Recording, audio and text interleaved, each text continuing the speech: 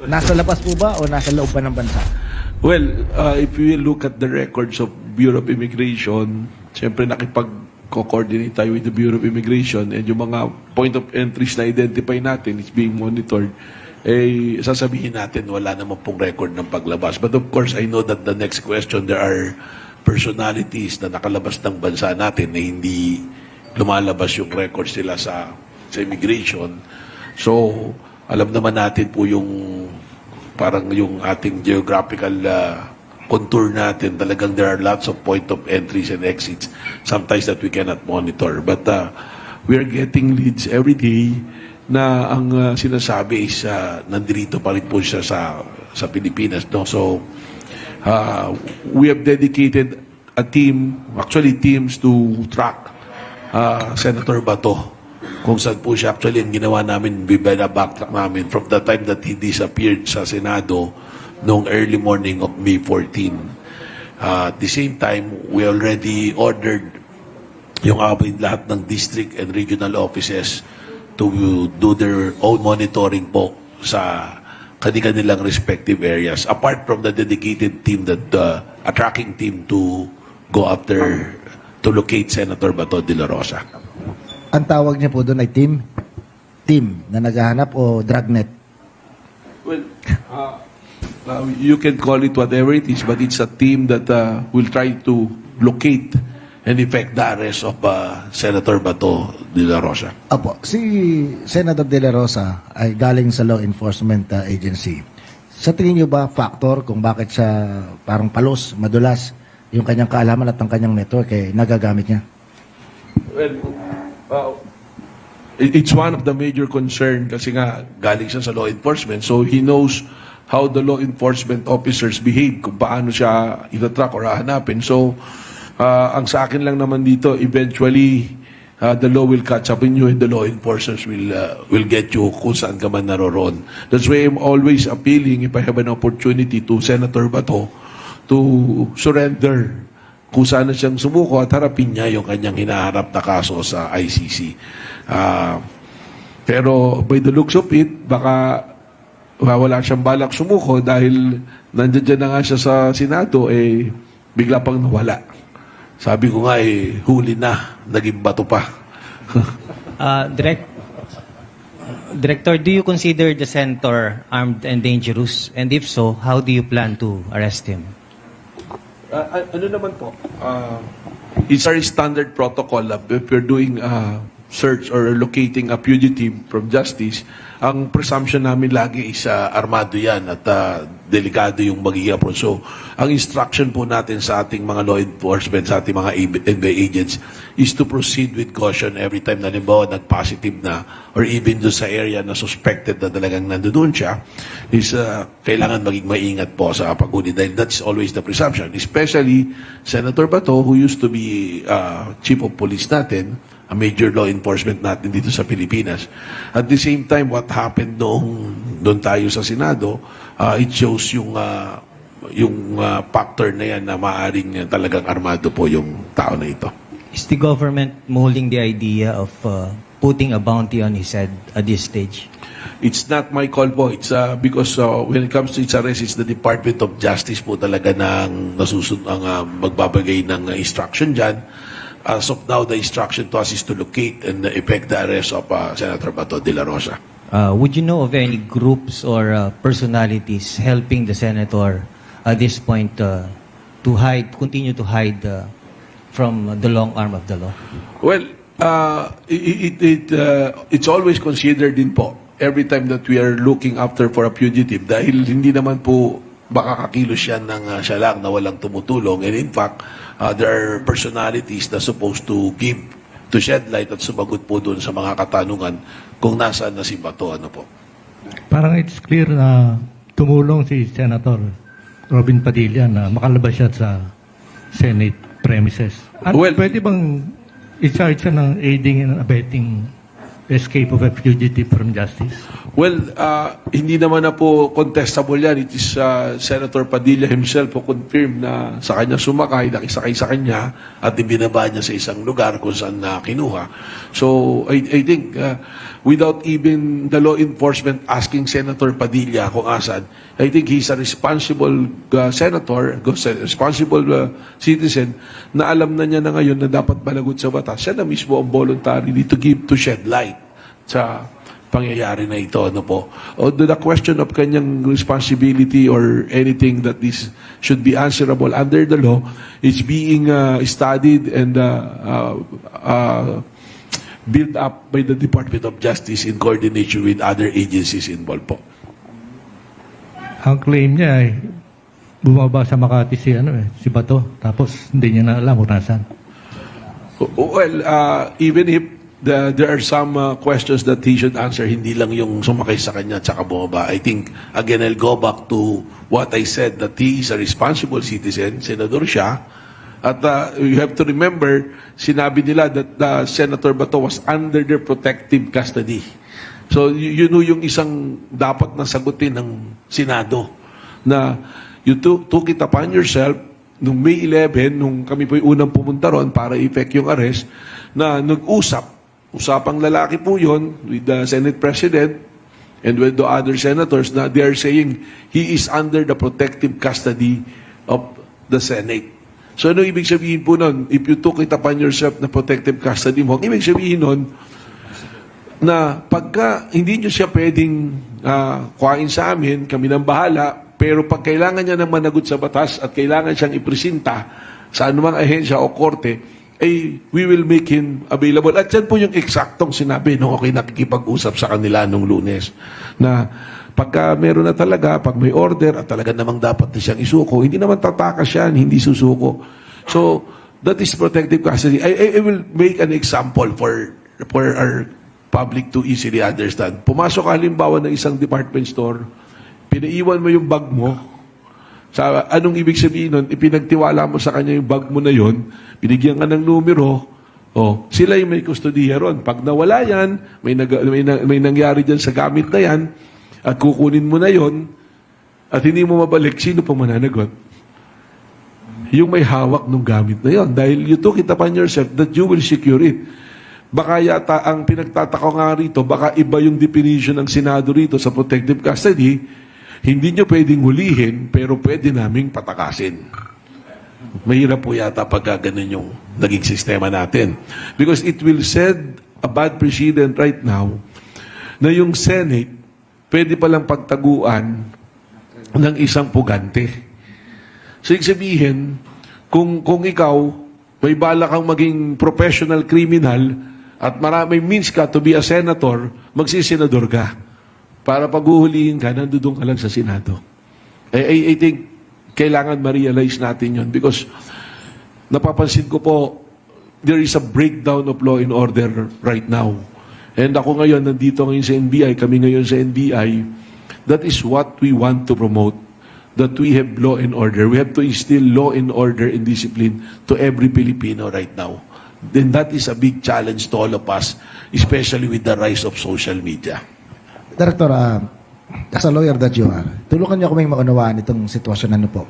Ang Supreme Court, hindi naglabas ng TRO. Tama po bang sabihin na then and now, walang katwiran na hindi effective o walang effectivity yung arrest warrant?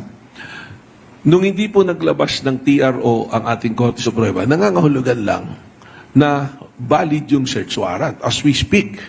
Ibig sabihin kasi, hindi lang po TRO, yung status quo ante na request nila. Ano po ibig sabihin ng status quo ante? Yung babalik ka sa hindi yung present status, yung noon. Ibig sabihin, bago nagkaroon nitong presence ng arrest warrant. So as of now, there is an order from the Department of Justice to effect an arrest, absence of the TRO from the Supreme Court. So we have to effect the arrest as the law enforcement agency. So yung tumutulong sa pagtatago sa isang pugante dahil sa isang valid arrest warrant, ano po ang pwedeng parusa ron?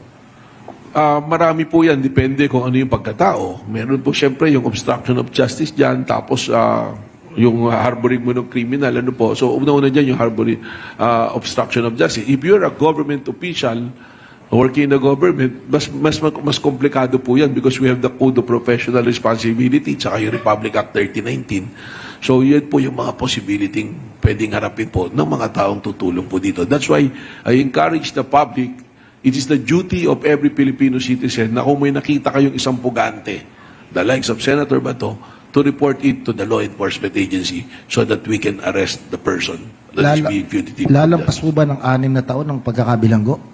Ang malaki po yung penalty niyan. Depende pa po dun sa degree, no? So, So, pwede lalagpas po pong- ng 6 na taon. Again, speculation.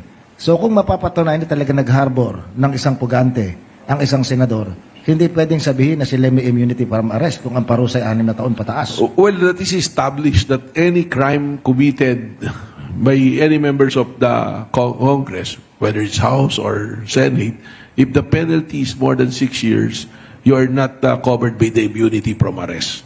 So, pwede po yan. Pero yung obstruction of justice, ilan yung penalty daw kung sakali? I'm not really sure of what is the penalty, pero sabi ko nga there are other crimes na pwedeng pumasok, so it will come out with a bigger penalty. Parang lumalabas kasi na hindi lang si Robin ang involved dun sa pagtakas. Well, that is something that we have to investigate. Ano po? So- We don't want to have speculation. Alam niyo po, kami sa NBI, we proceed from facts in relation to the law and in relation to the procedure established already by the Bureau.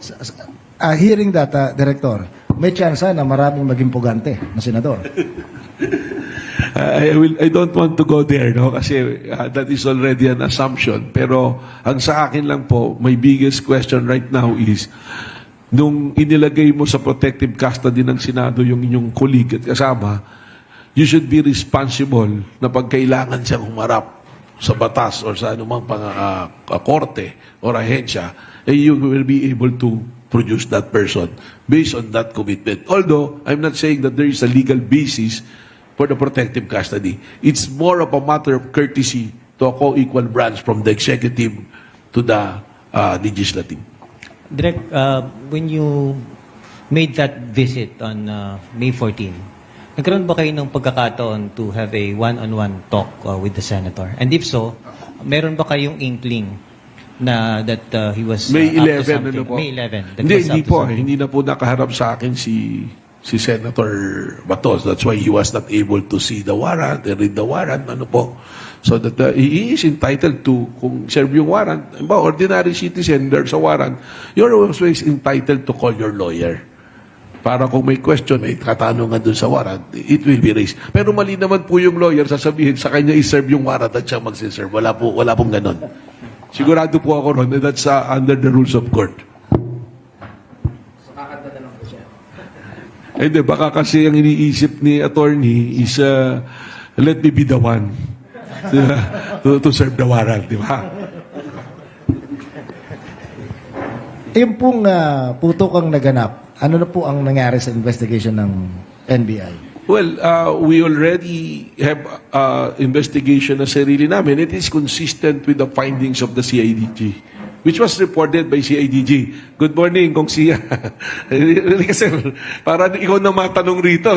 Masyado na. So, tapos na po yun sa amin dahil we made a submission to the DOJ noong ano po namin, aming findings. Yes, sir. Direk, in everything that transpired nung gabi na yon, sa pagtataya ninyo, and pwede niyong sagutin o pwedeng hindi, meron ba kayong nakikitang pananagutan? Hindi lamang nung mga senador na lumulutang ngayon ng mga pangalan, kundi specifically yung Pangulo ng Senado.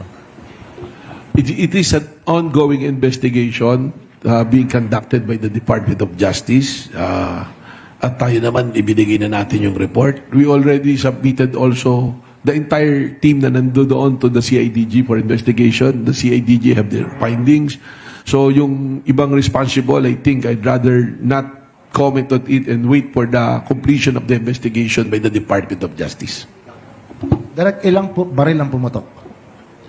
There is a findings on, ang sigurado ko yung isang 5.56 na gamit ng aking ahente, 5 times. That's a cover shot. Pero there are reports na naririnig ko that parang 40 plus talaga yung bullets na pinutok. And kami on our end, we surrendered for ballistics yung baril na dala nung involved na agent. I'm not sure about Osaa kung ano yung sinurrender nilang barrel for ballistics. So, hindi ko, with definiteness, I cannot say kung ilan talaga yung baril na pumutok. Pero maraming bala ang lumabas going to the direction of GSIS. Director, maraming mga sibilyan ng may baril, lisensyadong baril.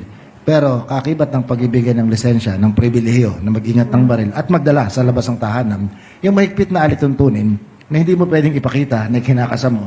Much more, hindi mo pwedeng iputok sa maraming tao unless in danger ka.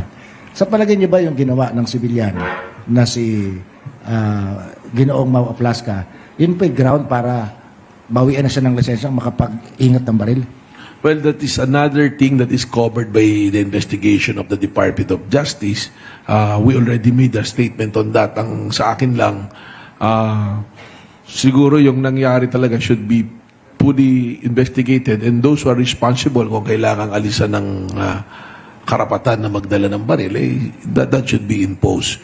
There are a lot of operational lapses during that time, which I raised already, and I will say it again, yung unang-una kong napansin doon, if there will be a possible encounter, ang unang-una dapat ginawa is to clear the area ng mga civilians. Ang kaso, anong nangyari doon, you do the assault, pumasok ka, naiwan yung mga media, yung mga reporter enough for them to cover what's transpiring, no? So whatever your conclusion on that, ay sa inyo na po yun, but the DOJ will come out with its own findings.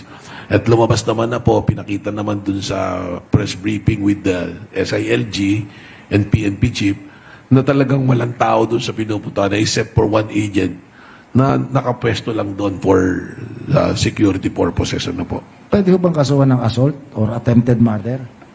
Well, there are a lot of cases na binibuild up, and again, I'd rather not comment because the Department of Justice will be the one to come out with its own recommendation. Anything that I will say, that is not the point of view of the NBI, but probably me as a lawyer, nakikita ko kung ano yung mga violate at pwede maging kaso ng mga personalities na involved po. May request na po ba kayo for ILBO para kay Mau Aplasca? I think even if we don't request it, it's also within the power of the Department of Justice to issue that kasi as part of their investigation. Meron pong mga kumakalat na impormasyon na mayroon daw bodyguard ng isang nagpapakilalang matapang na senador ang kasama sa pumutok. Covered din po na investigation. I've heard those reports. It's being covered also by the Department of Justice. Ano po?